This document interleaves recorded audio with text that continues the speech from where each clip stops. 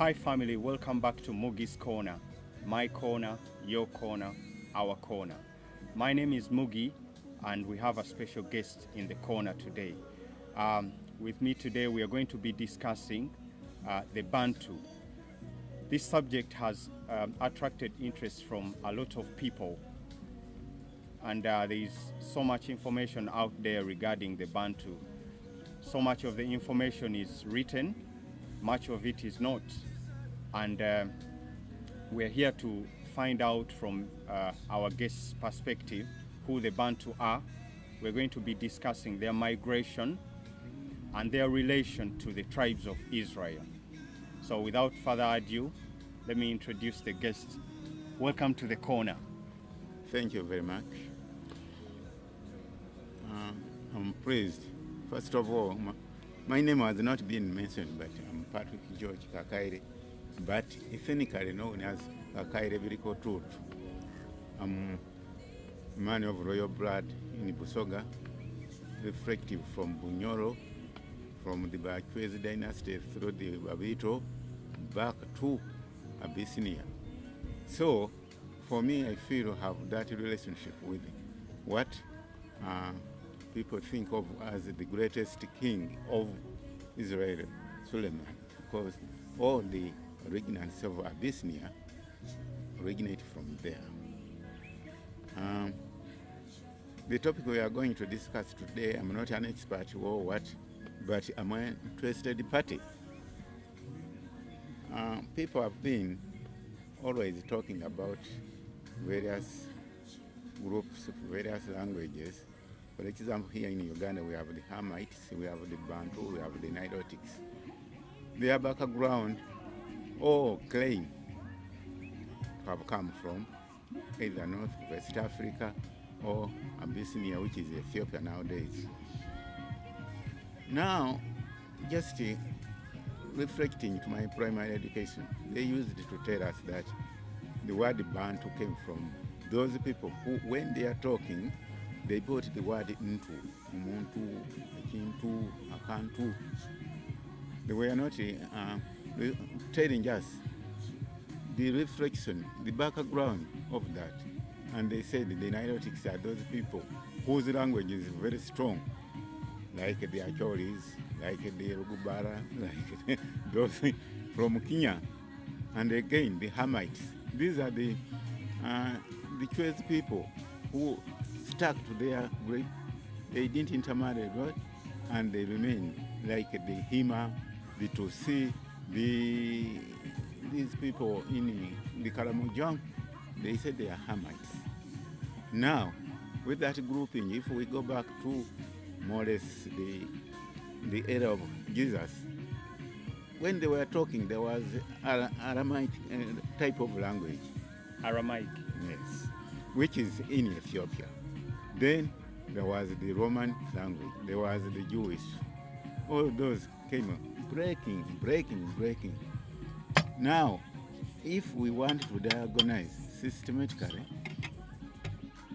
and seriously, we have to look at even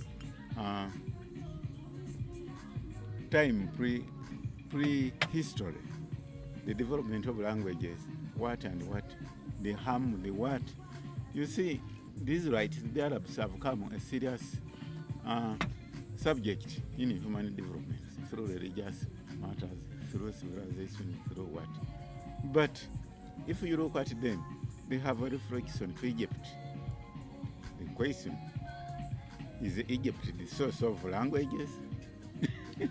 Well, I want us to start with the Bantu migration. Yes. Now, many historians say that the Bantu originated from West Africa, Cameroon, or others say that the Congo Basin. But others also say the origins are not very known. They are not sure of the origins. So, in your view, what's the origin of the Bantu? The Bantu are thought to have originated from Cameroon, and we have Tanis in Busoga which claim that. West Africa has both the Nilotic and the Bantu. Now the question, are these people in West Africa, Nigeria, Algeria, what and what, are they originants of Israel?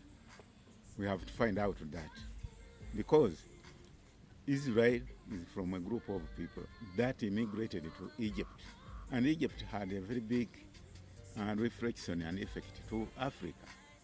So when we talk about Israel, I want you to give the people context. Are we talking about Israel as a country or a group of people? Israel as a country that originated from a group of people. A country originates from a group of people. Okay. It doesn't, a country is not formed there, then a group of people come. No, a group of people occupy there with their cultures, with their languages, with their administrative or management system, then it becomes a country. So, if we look behind, these people from Jacob immigrated to Egypt. They were there for so many years. They intermarried. They did what and what. And those people were interacting with, for example, Libya is one of the oldest countries in West Africa, affiliated to Egypt. So with this tendency, there is that in the Bible where they say they were building a pinnacle to go to heaven, then something happened. I think this was transformation. People started developing their own type of eclectics, what and language and systems of writing and what. Here, we have the northern people, they are Nilotics, but claim with the strength that they originate from Ham. For us, the Hamites, we claim we come from Suleiman. So we feel the Bantu group must have originated from the ancient people who are the Israelites of that time, who, when they went into exile, they migrated to various parts of the world. Okay, because I was kind of enthused when I read that there are Bantu all over, everywhere, especially in India. I was quite fascinated to hear that there are Bantu in India, Pakistan, there are Bantu in Iraq, and some people may say that this kind of is in line with what's in the Bible, that if the Bantu are in all these places, obviously Africa included. So that kind of confirms the what's written, that the tribes of Israel are in all the four corners of the world. That's very true, because they are even blacker Indians. Okay. I've ever seen them. During Jesus' time, people thought even he visited Tibet, and Tibet goes down to all Asian countries. So these races are the source of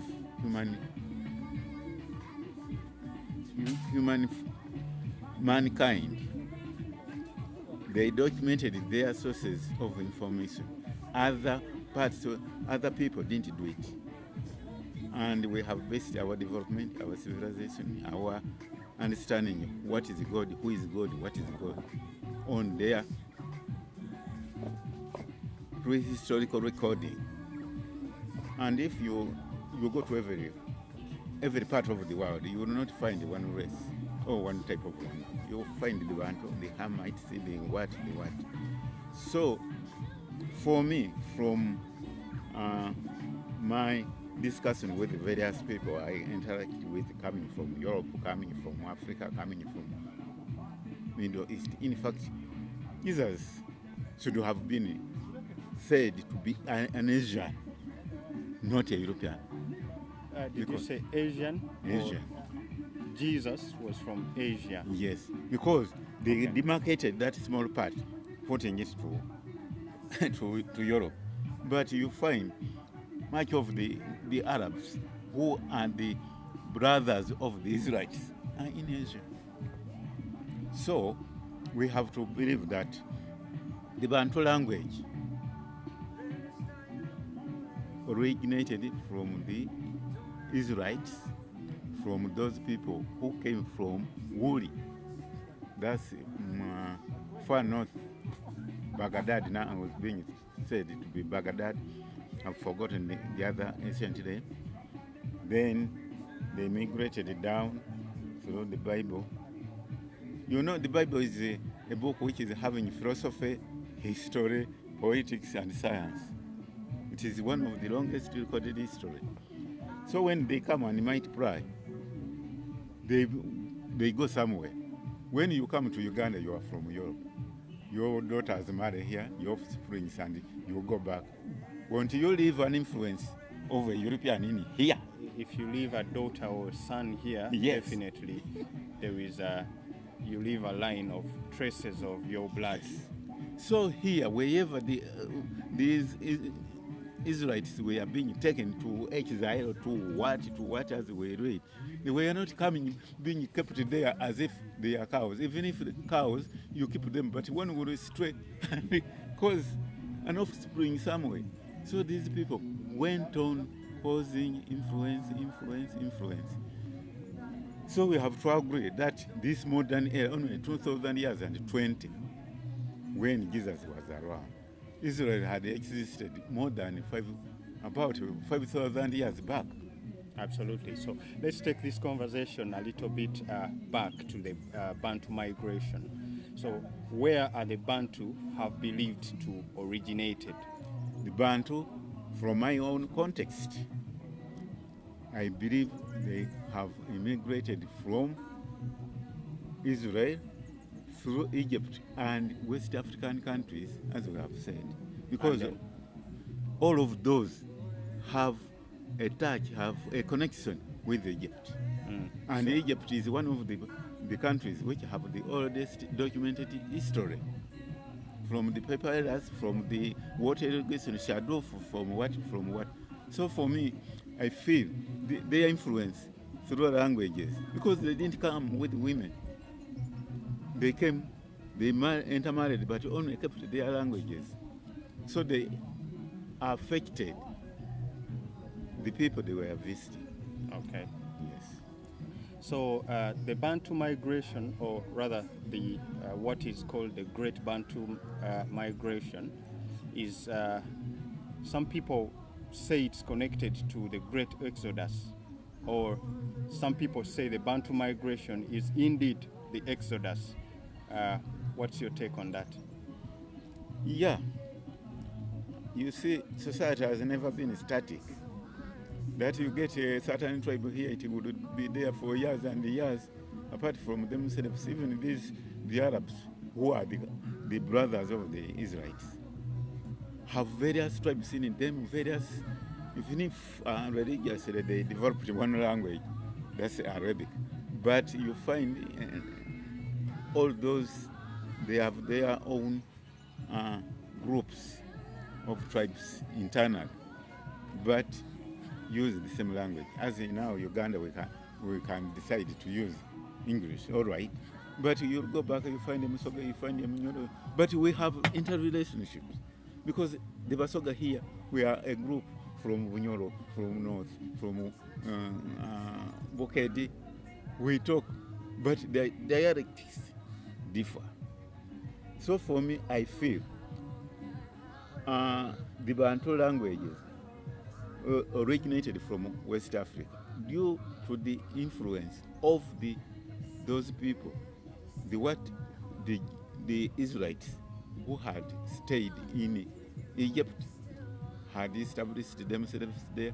They adapted what they adapted. Even if they went away, they didn't clear everybody to go, even the language, even the what. No.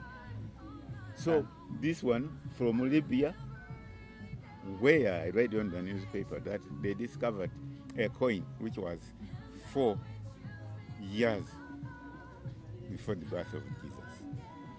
So you can look at the civilization of the Egyptians being interrelated.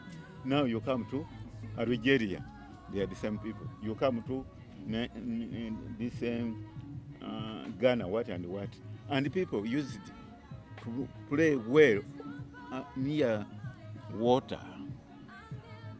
The civilization came from people who are near water. Go to Uganda. Sese, where the civilization of Uganda came from, it is near water. Come to Usoga here, Bunya, it is near water. I think people around near water, we are very creative. We are thinking how to exist. We are thinking what to do. So I want us to discuss the idea that some Bantu groups emigrated from present-day Ethiopia. What do you know about that? That's very, very direct. They did through Kintu. Okay.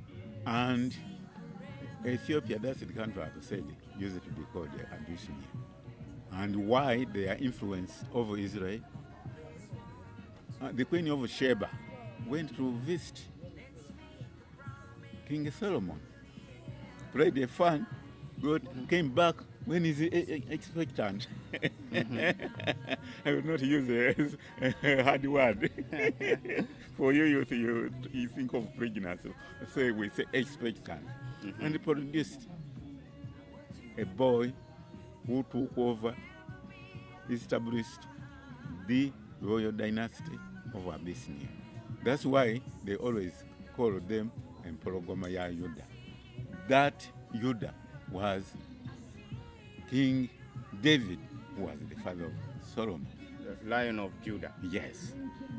Proof is there. Haile Selassie visited Uganda, went to Uganda. Because the king of Uganda, Mutesa II, had gone there. This king tested him by taking him to the group of lions.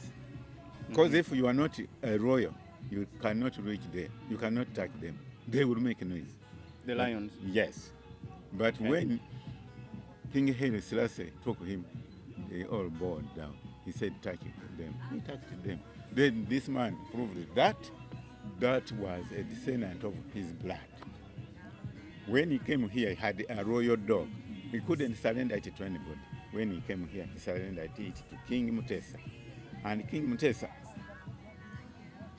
removed himself from the royal seat, said great-grandfather sit on me. The Baganda made a noise, but he said he wanted to prove that we are from there. So the kingdoms of Bunyoro, Ankole, the Tosi dynasty, what all originated from those. So when people say people here have the influence of Abyssinia, they are right. The man who came from there was Kintu. He came with a group of people. Plus Mumia, who is the founder of Bugisu, and Bugisu are Bantu. And Absolutely. Absolutely. And the where Kintu went, Baganda, but what are Bantu? So that is a point blank confirmation that the Bantu are originals of Israel. Okay. So that history is pretty interesting to hear that the king of Uganda at the time went and visited King Haile Selassie, and so did King Haile Selassie. Yes. He also came down to visit. The people, much of the people don't know this history, and me myself, I'm hearing it for the first time. So that's pretty interesting. The elders in Uganda, if you talk to them, they will confirm it, because it is hardly less than 30 years. So let's go back to the story of Queen Sheba when she went to visit King Solomon. Yes. And coming back expectant, hence giving birth to a race or a people who are Israelites. Yes. Kind of, I would like us to dig deep into that story and let the people understand, let the people hear it. They should take it golden truth that when the lady came back, produced a boy, because it was the queen and the husband was the king. The husband didn't know, but these women always keep their secrets. Yeah. it is common knowledge in the cultures of in the Baganda culture that it's the woman who knows the true father of the children in the family.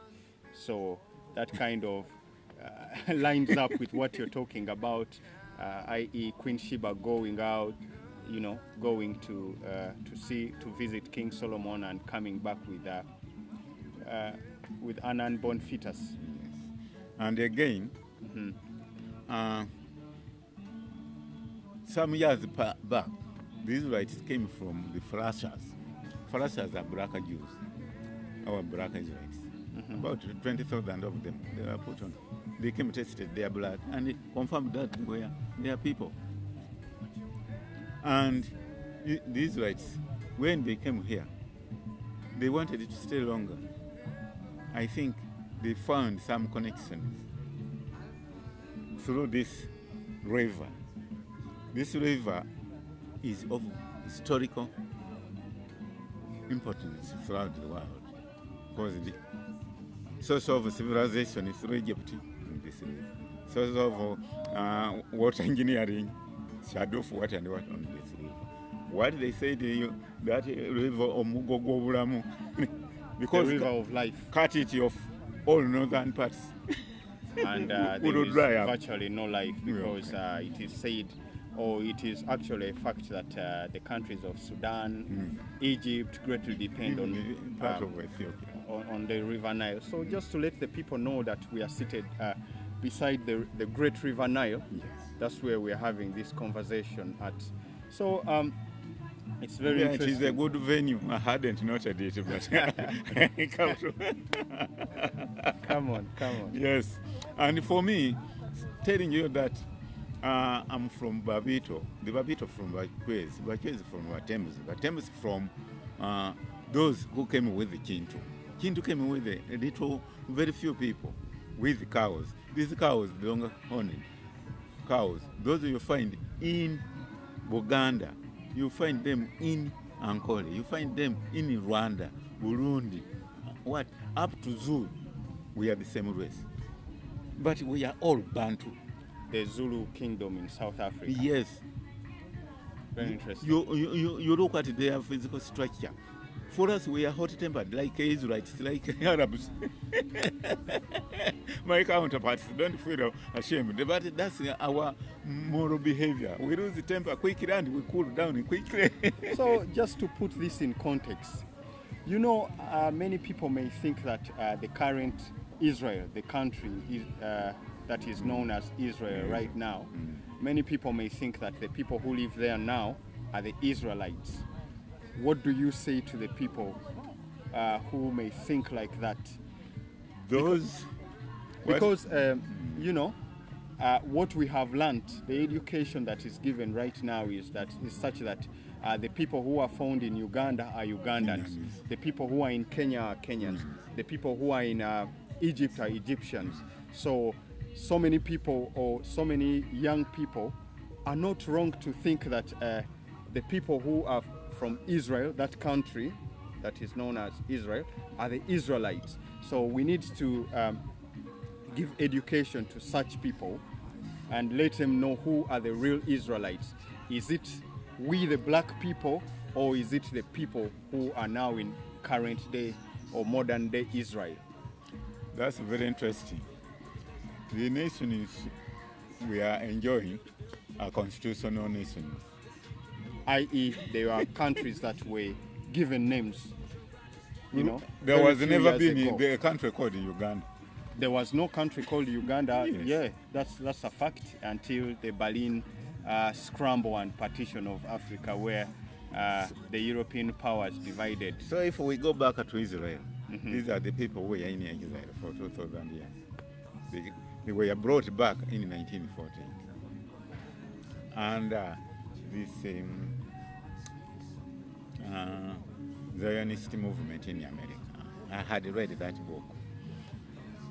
What they did, they said they were cursed because they misbehaved with Jesus, and they went into exile. Others went to Germany.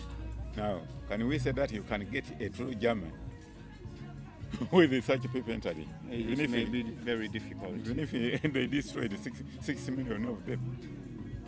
Now people in Israel, there were various tribes, groups of people who were found there from Palestine, from Arab, like this trader Omar, who entered Jerusalem, destroyed the temple, settled there. So the few Israelites, original of them, are rare. They have their adherents, so they say we are Israelites because they come from. But transformation through intermarriages, through what and what, has changed them. Because for me, you see me a black man, but my great grandfather were very brown, tall, and what, like the Batusi you see. Because we are not Basoga. I say frankly, I'm Kakairi. The true name is Kaikara. It is in Bunyoro. So people go on changing according to generations and what. So the people who are there, even during the time of Jesus, they were those from that one who carried it was from Africa. The person who carried Jesus' cross. Yes. That one who gave him where to was, I don't know, from somewhere else. So Israel was not specifically affected. That's why they tell you Abanaba Israel, Abana, the 12 what? The 12 tribes of Israel. They were not even tribes by then. They were children, like you, Mr. Mugisha, producing yourself children. And as time goes on, you might cry. For us, Kaikara came to Ugwe. Now we are 2 men. But he produced only 9 children. So the people who are in Israel maintain that cultural heritage. They do this and that, but that 2,000 years they were in exile, they were somewhere. Even let me tell you that Great Britain was one day ruled by Disraeli. A man called Disraeli was an Israelite. Here, Sandro Cohen was the governor of Uganda from Great Britain. Thinking he's a Muzungu from Great, he was a Jew. So now what I feel, let us respect Israel, but we say it was a source of development of human various cultures and languages. Bantu language being one of them, Amharic being one of them, what and what being one of them. So tell us, Mr. Kakaire, what is the importance of the people? Is it important for people to know this, or because so many people may say that we are all black people after all? Is it important to identify as Bantu or Hamites or Nilotics? We are all black people. Is it really important for people to know this? It is very, very important. A progressive man should know about his background, should know where he is, and should know where he goes. One should know that one day my great-grandson may be an Indian, but when he comes from Uganda, totally changed and so to say what cultures of the Indians. So civilization is a process of social development. Where there is no civilization, one has no history about his background. Absolutely. Let us be civilized. The Jews, the Israelites, because of their civilization, they left Iraq and what? Those people destroyed themselves. But these people kept on even recording history, prehistorical, through signs. By the way, these letters, what and what, they are sources of Arabs. And Arabs are part of Israelites. Okay. Though the Israelites have their ways of writing, but numerals is Arabic. The Roman numerals that are taught today in school are Arabic, or should we say are from an Arabic origin. Even algebras, a man who founded algebra was an Arab. Okay. So there is no total difference between Israelites and Arabs because they come from Abraham, the same person. So what about the notion that black people are the Israelites, and then we are here, you are telling us that the Arabs don't have much difference with the Israelites, who are actually black people? That's very simple. Ecological, geographical, what changes change man. I've told you, my great grand coming just near here from Bunyoro, we are tall and brown. Am I tall and brown? No, you're totally the opposite. I've only remained with this. If the hair hadn't become white-headed, you would find the curly hair. And if you look at my daughters, they call them Batoro or Banyoro. Even my son, big eyes. So man goes on changing, and people believe that Jesus might have been an African Jew. Yeah, that is very many people believe that strongly, that Jesus was a black man. That's why they had to punish him, though there was that law. But this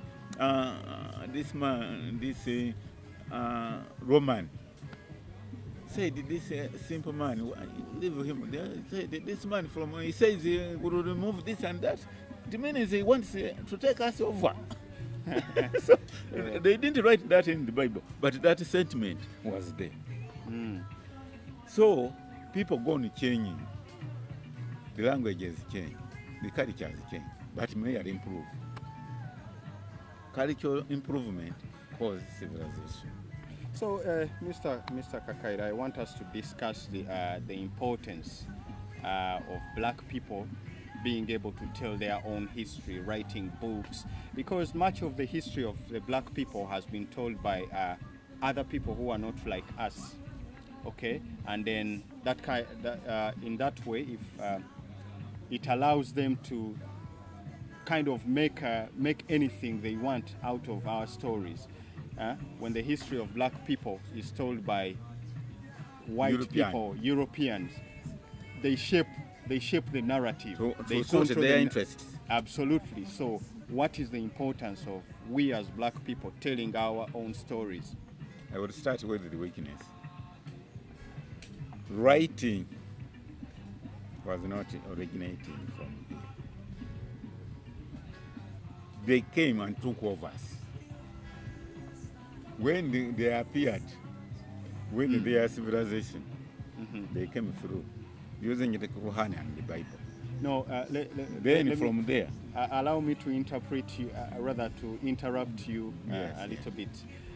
When you talk about civilization, this is a fact that the earliest civilization is it is we black people who are responsible for the earliest civilization. Take an example of the pyramids in Egypt. Yes. So many things that we the black people are responsible for. So the kind of civilization you're talking about that came with the Europeans mentioning the Bible and the Quran, what kind of civilization is that? Ours was there early on. It got stuck somewhere and it was destroyed through various empires. We had the Babylonian Empire, we had the Greek Empire, we had the Roman Empire, then darker ages there, then what? So our civilization, prehistoric, was destroyed. If the civilization and the knowledge of the Arab, of Egypt had never been interrupted with, Africa would be superpower. But they destroyed us and later came. Don't you know that the whites ruled Egypt, but you are ruling your former boss?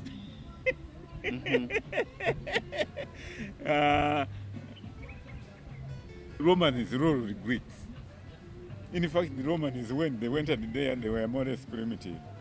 They could employ an educated Greek who knew this and that, the Plato, the Thames, the Socrates, what? Teach them to write, teach their what? So, empires come and go. That's right. What I'm talking about is the recent civilization here. after Jesus' revolution. In fact, Jesus started a new era. People look into democracy, freedom of women, what they went, wherever they were taking religion, they were even civilizing people how to behave socially. So now when they came just between 15th century, let me say, they go to America, they go to North America, South America, what they come to Africa, they run around, they go to India. Are you aware that they ruled India for about 150? No, I didn't know that. Yes, I did the British Empire and Commonwealth history. So these people now was a new type of civilization. For us, we were decaying. So when they came here, whatever they came with, for us, we couldn't remember the past. Are you aware that when they entered here, we could fabricate spears, what?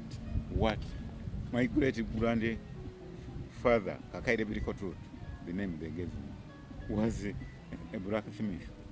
He was getting these stones from with what, put them there, get the charcoals, started them. Yeah, irons, the technology of iron smelting, yes, and being able to form weapons that, which were used in war. For example, Shaka Zulu, who is notably known for inventing the short spear. That was a very brutal tool. Yes. That is an African civilization. So before the Europeans arrived, we had our own civilization. Indeed. If that had remained, we could start writing. King Mutesa one was good at this chess. What? Yeah, the game of chess, yes, which is actually very mathematical. Very mathematical. Yeah. So actually, let's talk about the game of chess. It is. What can I say? It is said to have created the basis of the computer languages. Even the game of chess. This in mathematics, in statistics, probability, mathematical statistics. For me, my background is with interest in mathematics. So that if you are poor at quick thinking, don't play chess. Because you have to look here and say if I move like this, chances of winning here and there at 70% to 30, let me go like this. And that's probably. And the people even forget they are fed. Jiggers eat them. It is a game I hate. So here we were in the gear of development, and these people come, start saying this and that, even worshiping. You can talk about the angel. For example, Michael or Mikaeli, you talk of Gabriel, you talk of so many of them. They are from those countries. Are you sure that God didn't put some angels to keep us? Yeah, listen, that is a whole new topic that I would want us to discuss, because going back to Jesus, you earlier mentioned that Jesus was a black man, but how did Jesus become white? Because Jesus, it's a topic that I want to discuss extensively on this channel. How did Jesus become white? Because we see in modern day religion, Jesus being represented as a white man with long hair. Yes. Which is not. It is the opposite. The opposite of the black man. How did he become white? And then talking about worship. And the test, Satan is black. God is brown. So yeah, by contraventing themselves. Yeah, so by contraindication, if Jesus is white, if God is white actually, then that automatically makes Jesus. That makes the devil black. So anyway, we leave that. They may think we are atheists. No, we are church oriented. We are religious oriented. Yeah, but these are by ways. Viewers, we are going to discuss that topic very extensively on this channel. So stay locked. We are still with Mr. Kakaire, and he's going to give us a breakdown how Jesus became white and everything that followed.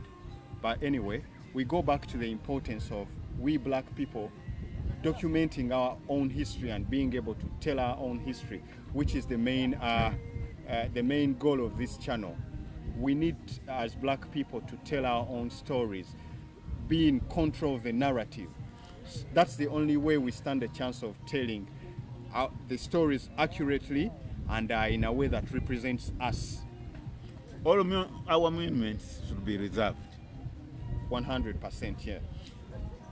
All our references through our culture should be analyzed.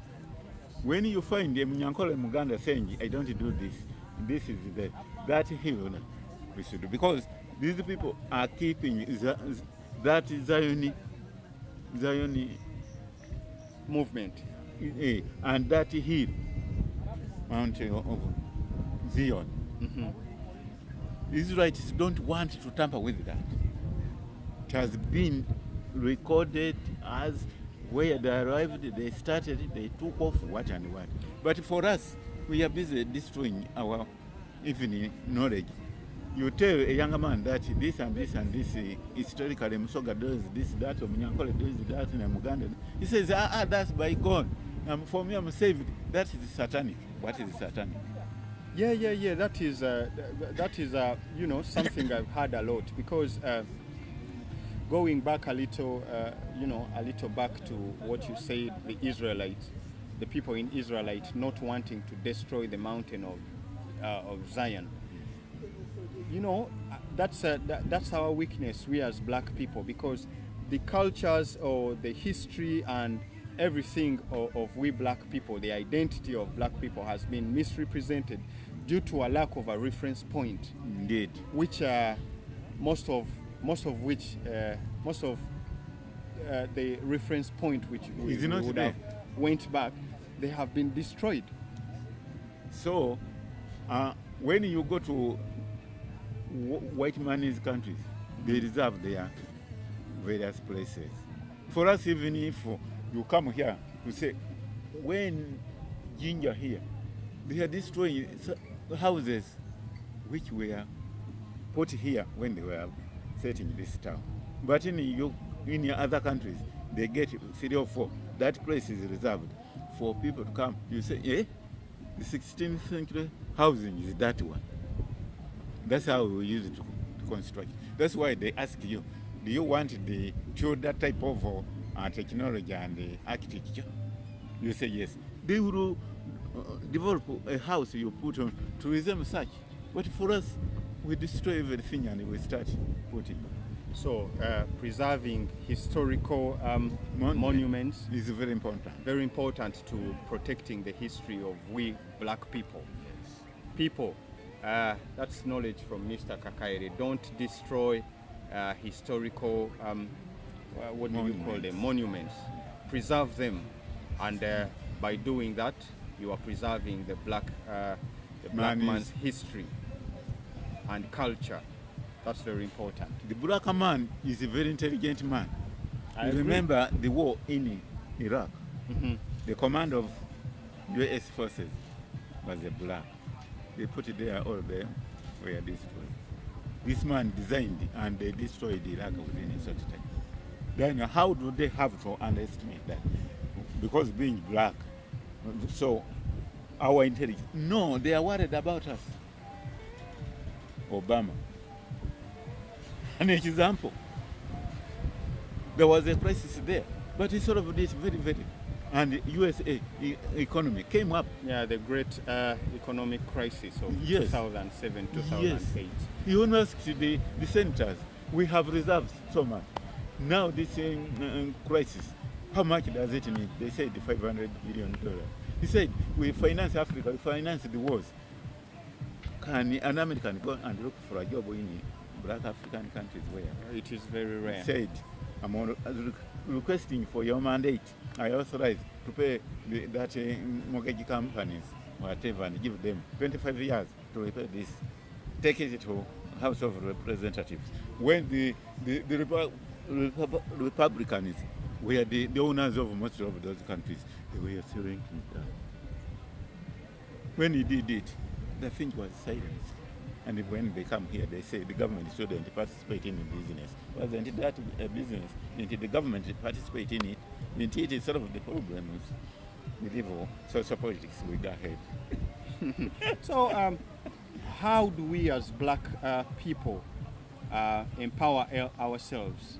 How do we as black people awaken our consciousness to regain the positions or to regain the authority and the power which we had once upon a time? There is in management what they call self-actualization. Let us realize ourselves that we are here, we are at par with any race, like the Indians have done. Now they are leading Great Britain. We are black people. So Mr. Kakaide was telling us how it's important for we black people to work together as one of the ways we can realize our power as black people and reclaim our authority, reclaim our position on the top. Reclaim our prestige. Absolutely. In the past. That's very important. You can find these rights, those who are in Nairobi know these rights in Uganda, know these rights in Dar es Salaam. Whenever a problem comes, they mobilize themselves. Mm-hmm. That's why their businesses don't collapse. They will not see Mugisha collapse. Let us control economic might. Again, let us move worldwide, but with the interest of developing Africa vis-a-vis all blacks, whether a black Indian is an African, whether a black Jew is an African, whether a black in America is an African. So listen, it's very important you're mentioning that all black people should come to the realization that they're Africans. There is many, for example, in America, who don't believe that they are Africans. Yes, those have been, but with the Obama coming up and with the this Martin Luther, mm-hmm. They are waking up, and so many, even in Uganda here, saying I'm an African of American.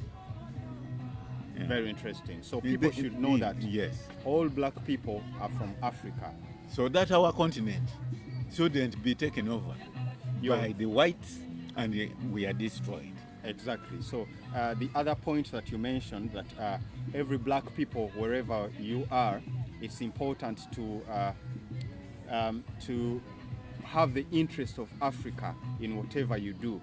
So that takes me to the pleading to all black people in the diaspora, Europe, America, Asia, to come back to Africa. It's very Australia. It's important for all black people, wherever you are, to come back to Mother Africa and help in building Africa. Because if you don't, and obviously not, we are taken over. Yeah, obviously not kind of giving an excuse. We, the people in Africa, have to work to develop Africa, but it's important for our fellow brothers and sisters elsewhere to come back and help in the development of Africa. So please, black people, come back to Africa.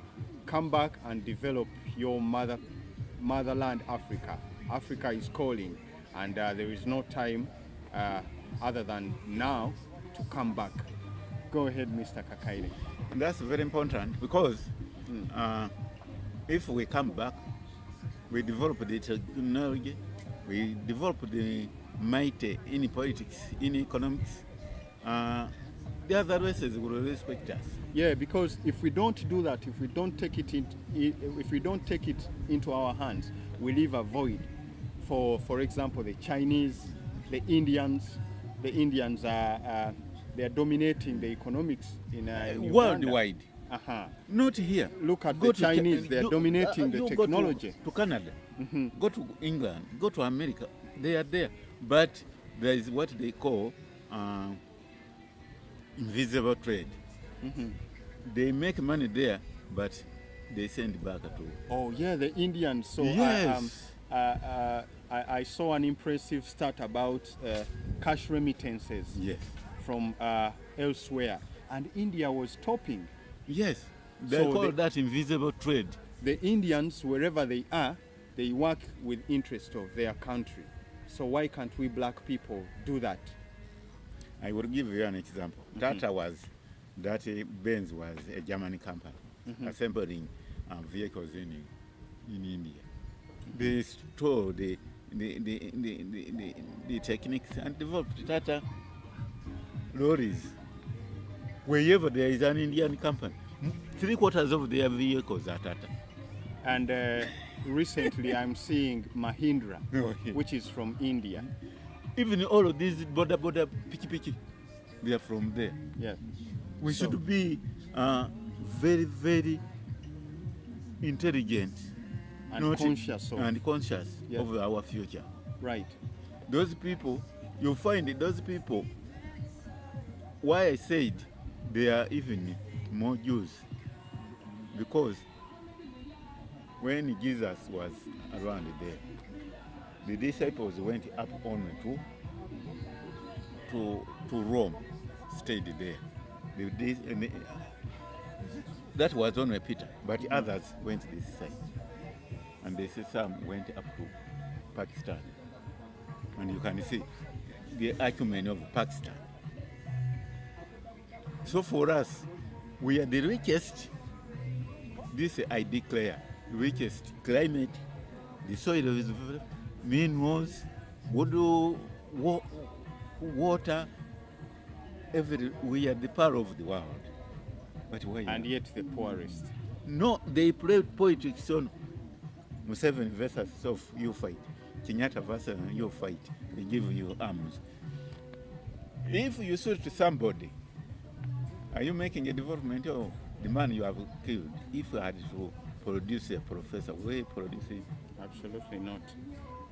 They go to arming fighting forces instead of arming our economy to go nearer them. So basically another very great point in if we are going to realize our true potential and our might as Africa, it is greatly to the politicians. This is a message to the politicians. Yes. To stop working in the interest of the imperialists. Okay. And rather work in the interest of developing Africa and Africans. Yes, that's very important. Is when they will be worried, they say, there is that block. How do we handle them? Even they are dealing economically, what diplomatically, they will be at our mercy. And because, listen, most of the failures of African politicians or Africa is due to sabotage. Indeed. Like you mentioned, arming groups and factions to fight each other. That is not in the interest of By the Africa. time you wake up, they say now we are giving you what this and that, we are giving you assistance this and that. When they are importing their own goods, Absolutely, yeah, into you Africa. the become arms- a market. Yeah, But what are you sending there to cause foreign exchange earnings? That's Close why to- we don't have foreign exchange. close to nothing. They send us to World Bank, IMF. They are the shareholders. Yeah. So I think, let me request you that we stop where the gun shall take over from here next time, if God wishes. But the future of a nation rests in so many people. hands, and Yeah. those other people. One of the Absolutely. future rests in his own hands. First of all, you as an individual, family, work out what you are doing to develop. You are developing the nation. So you younger generation to come, you have a challenge. For us, older generation, we witnessed the economy is coming, whatever we said. When you say problem that happened, don't criticize us. Analyze why it was caused, and don't repeat that. and seek solutions. Okay, so it's been a pleasure sitting down with Mr. Kakaire. We appreciate your knowledge, we appreciate your insight, and we'll definitely have you back on. There is so much to discuss with you. We want to learn from you, and also teach ourselves, educate ourselves on what you know. So thank you for watching. If you haven't subscribed already, please make sure you subscribe, like this video, and leave a comment to let us know what you think. It's been a pleasure sitting down today, and peace, we out.